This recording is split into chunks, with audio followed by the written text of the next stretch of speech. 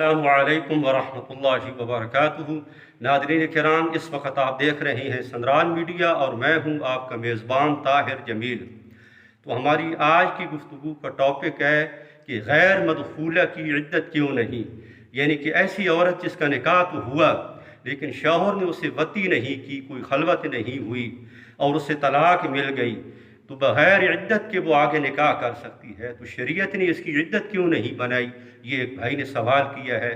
تو آئیے اس سے متعلق آیت کی تلاوت سنتے ہیں، ترجمہ ہوگا، اس کے بعد مختصر سی تشریح کے اندر اس کا سارا لب لباب میں آپ کے سامنے رکھ دوں گا۔ ویڈیو آخر تک دیکھیں، بہت فائدہ ہوگا۔ اعوذ باللہ من الشیطان الرجیم، بسم اللہ الرحمن الرحیم۔ يا أيها الذين آمنوا إذا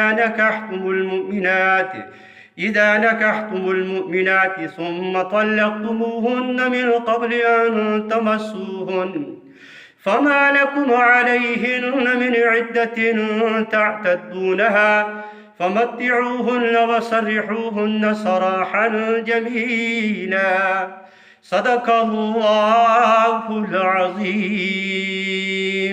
اے ایمان والو، جب تم مسلمان عورتوں سے نکاح کرو اور ان کو چھونے سے پہلے ان کو طلاق دے بیٹھو تو تمہارے لیے ان پر کوئی عدت نہیں ہے کہ جسے تم شمار کرو، لہٰذا انہیں نفع پہنچاؤ اور اچھے طریقے سے انہیں چھوڑ دو۔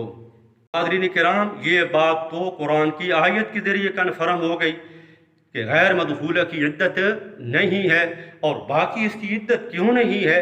تو اس کا جواب بالکل آسان ہے، یہ مسئلہ بالکل آسان ہے اگر ہم عدت کے مقصد پہ غور کریں۔ تو عدت کا مقصد کیا ہے؟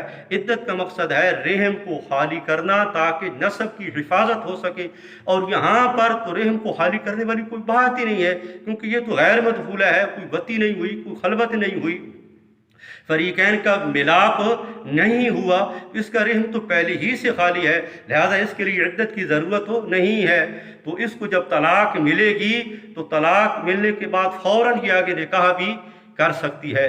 اللہ تعالیٰ ہماری یہ نشست قبول فرمائے۔ وما علینا الا البلاغ المبین۔